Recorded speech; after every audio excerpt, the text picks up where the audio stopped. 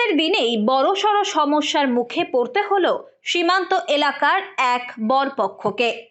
বৌভাতের সকালে রান্না করতে গিয়েই চক্ষু চড়ক গাছ।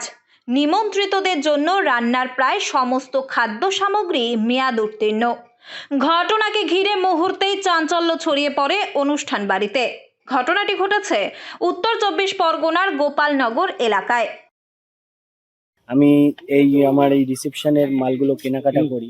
যখন কেনাকাটা করেছিলাম উনি সমস্ত মাল বস্তা ভর্তি করে দিয়েছিল, আমি টোটোতে করে বাড়িতে নিয়ে যাই। আজ আমার রিসেপশন, রাঁধুনি প্রতিটা মাল খুলছে, প্রতিটা মালই সমস্যা এবং 50% মাল ডেট এক্সপায়ার মাল দিয়েছে।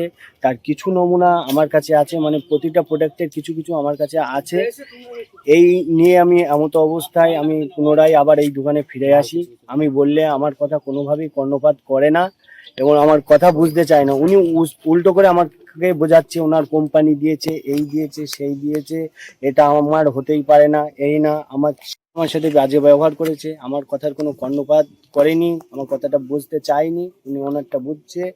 এমতো অবস্থায় আমি প্রশাসনের দ্বারস্থ হয়েছি এবং আমি যে গত রবিবার মালটা কিনেছি এইটার বিল এবং এর সমস্ত প্রমাণ ভিডিও আমার কাছে আছে।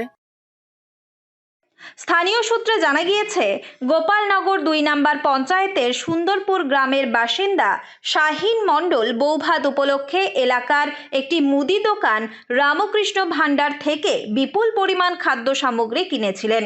অভিযোগ, বৌভাতের দিন সকালে রান্না শুরু করতে গিয়েই দেখা যায় বেশিরভাগ সামগ্রী মেয়াদ উত্তীর্ণ এবং নষ্ট অবস্থায় রয়েছে। এই ঘটনায় ক্ষুব্ধ হয়ে শাহিন মণ্ডল সংশ্লিষ্ট দোকানে গিয়ে বিষয়টি জানালে দোকান কর্তৃপক্ষ অভিযোগ অস্বীকার করে এবং দায় এড়াতে কোম্পানির উপর দোষ চাপায়, এমনকি সামগ্রী পরিবর্তন বা ফেরত নিতেও অস্বীকার করে বলে অভিযোগ। সন্ধ্যাবেলা মালগুলো নেওয়া হয় রামকৃষ্ণ ভাণ্ডার থেকে। তো উনি যে মালগুলো দিয়েছে আমরা বিলটা ওনাকে দিয়ে দিই, উনি আমাদের বিল অনুযায়ী মালগুলো বস্তা ভরে রেডি করে দেয়। তো আমরা মালগুলো নিয়ে গিয়ে বাড়িতে রাখা হয়। আজকে রিসেপশনের অনুষ্ঠান, তো সকালে যখন রাঁধুনিরা মালগুলো খুলেছে প্রত্যেকটা মালই এক্সপায়ার ডেটের খারাপ কোয়ালিটির মাল। এক্সপায়ার ডেট অনেক আগে, কোনোটা 4 মাস, কোনোটা 3 মাস আগেই এক্সপায়ার হয়ে গেছে। প্লাস মালগুলো আমরা সঙ্গে করে নিয়ে এসেছি, আপনারা দেখালে বুঝতে পারবেন। আমাদের যে মাদুরি পাপড় দেওয়া হয়েছে, পাপড়টার অবস্থাটা দেখলে বুঝতে পারবেন এটা কি মানুষের খাওয়ার যোগ্য। এই মালগুলো নিয়ে আমরা যখন দোকানে আসি, তো দোকানদার আমাদের বলছে যে না, আমার মাল খারাপ হতে পারে না। আমরা মালগুলো দেখানোর পরে উনি বলছে না, কোম্পানি আমাকে যা দিয়েছে আমি তাই দিয়েছি। তো আমাদের সঙ্গে আরও খারাপ ব্যবহার করেছে, যেগুলো এক্সপায়ার ডেট হয়ে গেছে। তো আমরা বলার পরেও বলছে না, কোম্পানি আমাকে যা দিয়েছে আমি তাই বিক্রি করছি। তো কোম্পানি, আমি যখন টাকা দিয়ে মাল কিনবো আমি এক্সপায়ার ডেটের মাল কেন নেব? এবার আমরা চাচ্ছি যে আমাদের সঙ্গে যে ঘটনাটা ঘটলো আগামীতে যেন অন্য কারোর সঙ্গে না হয়, এই ঘটনার সম্মুখীন না হতে হয় তাকে, ঠিক আছে? যার জন্য আমরা আইনের ইয়েতে এসেছি। পরিস্থিতির জেরে বাধ্য হয়ে গোপালনগর থানায় লিখিত অভিযোগ দায়ের করা হয়।